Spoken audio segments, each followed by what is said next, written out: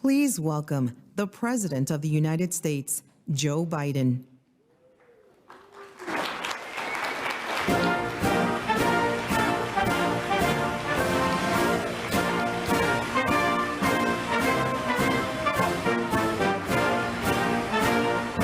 Thank you, Mr. Ambassador. Thank you all so much. Please have a seat. I've only been president about a year and a half, but every time I walk in the room, everybody stands up. I think there may be a fire or something. Press, that was a joke. That was a joke. Well, it's wonderful to be with you this morning. I really mean it. I want to thank the Chamber of Commerce for bringing together this group of business leaders from all across the region. And all of us here in Los Angeles for a simple reason. Because we believe in the incredible economic potential of the Americas. I know I do. We all do. I mean, I just think the potential is unlimited. The region is filled with dynamic energy, entrepreneurs who are ready to break out, innovators who will change the way we think and the way we do things, young people poised to seize the future. Everybody, the press always asks me, why am I so optimistic with the way things are? Take a look at all these young folks. They're the best educated, they're the most generous, they're the people who have done the most, they're ready to volunteer, and they're the least prejudiced folks in the world. It's a new generation, and it's an underpinning. It gives me an enormous sense of, and I mean this sincerely, an enormous sense of optimism. We have everything we need right here in the Western Hemisphere, not only to point ourselves toward a future that is more prosperous, secure, and democratic, but the ability to achieve it as well. And for all of you, are essential to making sure we get to this place we have to get to.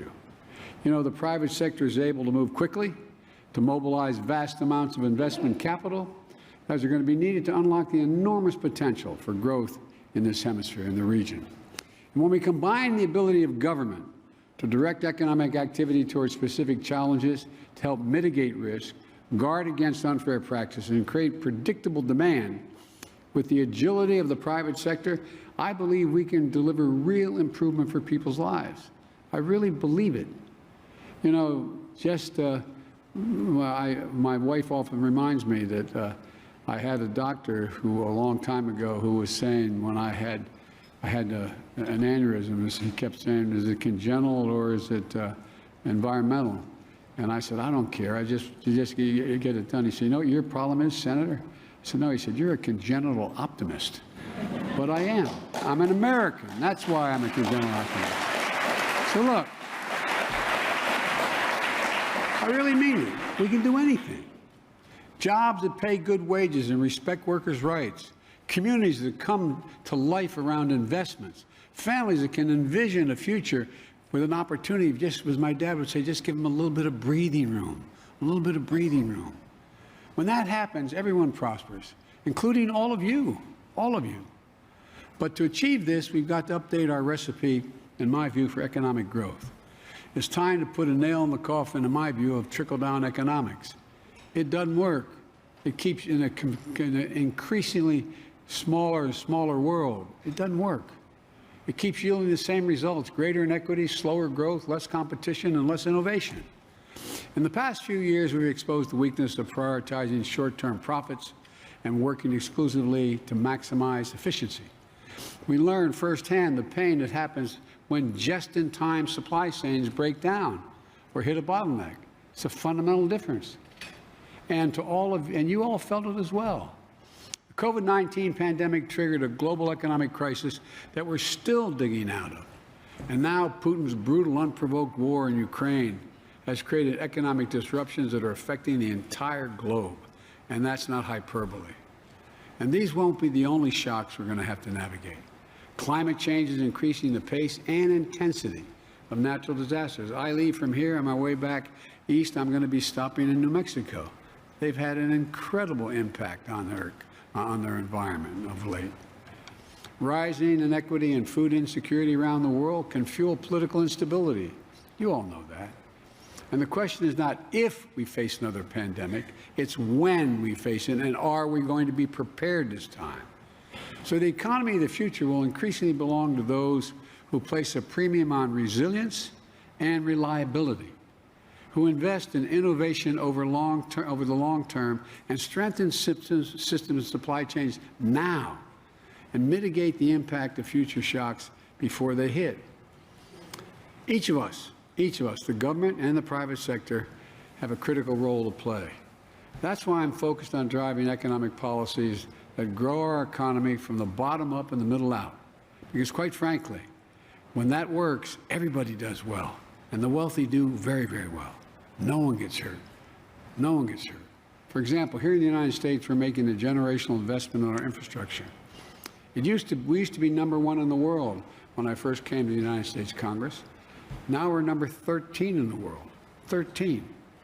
I don't have to tell business people what that means in terms of economic growth. But we're fixing that.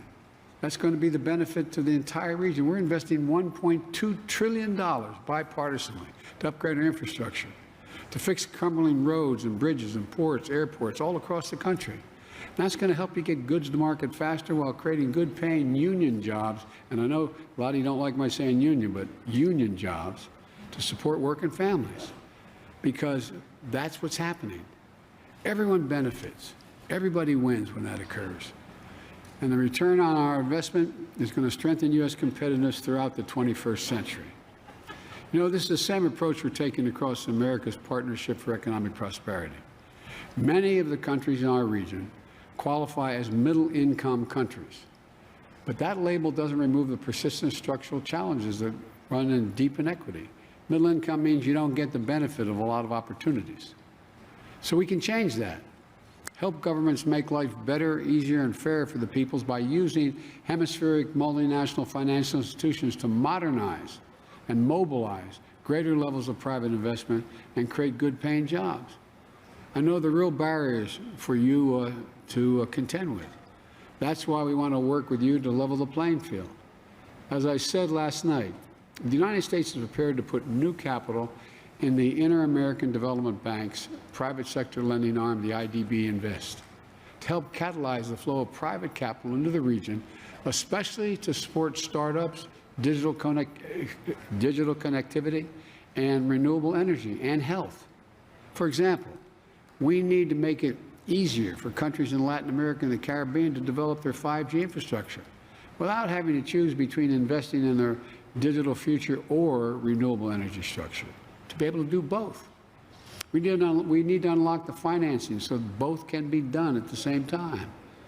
We want to make sure our closest neighbors have a real choice between the debt trap development that has become more and more common in the region, and the high-quality, transparent approach to infrastructure and investment that delivers lasting gains for workers and their families. And by working through the U.S. International Development Finance Corporation to lower the risk around these kinds of investments, support policy reforms, and improve investment in climate in countries. Excuse me, the investment climate, the climate of investment in these countries. And level the playing field. We're going to open up new areas of private sector investors that are not only economically viable, but are highly desirable. You know, over the course of this summit, the governments are coming together to make significant concrete commitments across a range of issues vital to achieving sustainable and equitable growth throughout the region. On bringing supply chains closer to home, on fostering innovation and developing a shared framework for our digital future, on kicking our action on climate change into high gear and speeding our clean energy transition, on bolstering health systems and food security in the Western Hemisphere, on managing safe and orderly migration as a shared responsibility through innovative and coordinated action to enforce our borders and stabilize migrant populations while seizing the shared opportunity for economic growth. My challenge to all of you is, if you step up and play a bigger role in driving inclusive, sustainable, equitable growth in the 21st century, a lot's going to happen. What more can you do to engage in these issues to shape our future? Not as a favor to me or to any government leader, but because it's your own overwhelming economic self-interest. If you make the investments necessary to build more secure and resilient supply chains, That's ultimately going to bring down your costs and make you more competitive and boost your bottom line. You're going to hear from John Kerry about the opportunities for private sector innovation and new markets that will be critical to reach our climate goals. Yesterday, Vice President Harris spoke about the $3.2 billion mobilized by our call to action efforts in Central America, including from several companies in this room, to bring quality economic opportunity to the region. We're expanding the 100,000 Strong in the Americas program to focus on opportunities for young people in climate and STEM fields, especially in the Caribbean and Central America. And I urge you to join us with matching funds, just as you did when we launched the program 10 years ago. There are many more examples, but let me close with this. We stand at an inflection point. I know you're tired of hearing me say this when I was running, and I continue to say it every day. We're at an inflection point. More is going to change in the next 10 years than has changed in the last 30 years in the world. Decisions we make today are going to have far-reaching impacts on our future. They're going to last well into the middle of this century. And business leaders, as you all see where the trend lines are pointing as clearly as I do. And our challenge is to shape the outcomes so the future reflects democratic values of our region, an economy that we want to live and work in, and that ensures a fair playing field for our workers and our businesses.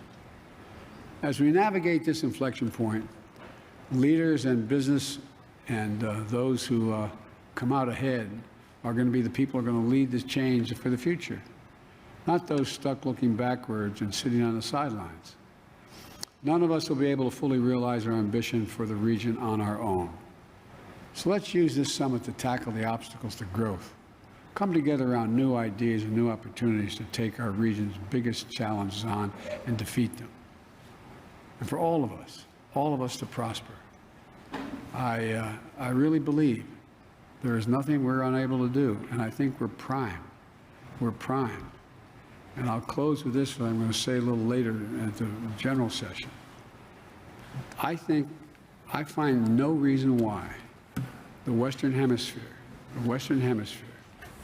over the next 10 years, does not develop into the most democratic hemisphere in the world, most democratic region in the entire world. We have everything. We have the people, we have the resources, and we have more democracies in this hemisphere than any other hemisphere. So there's a lot we can do, but a lot of it matters on the private enterprise side of the equation. You all are the font of enormous ideas and opportunities. So I want to thank you all, and I look forward to working with you. And every time I'd walk out of my grandpa Finnegan's house, he'd go, "Joey, keep the faith." And my grandmother would go, "No, Joey, spread it. Spread the faith." Thank you. Appreciate it.